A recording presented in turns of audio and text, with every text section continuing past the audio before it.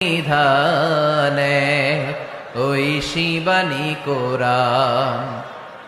তবে কেন এক নও হে মুসলমান, একে হও করিয়া আহ্বান। ঠিক কিনা?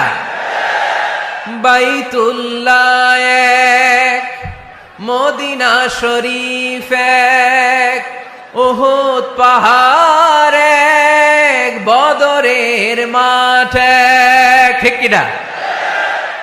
বাইতুল্লাহ এক, মদিনা শরীফ এক, উহুদ পাহাড় এক, বদরের মাঠ এক।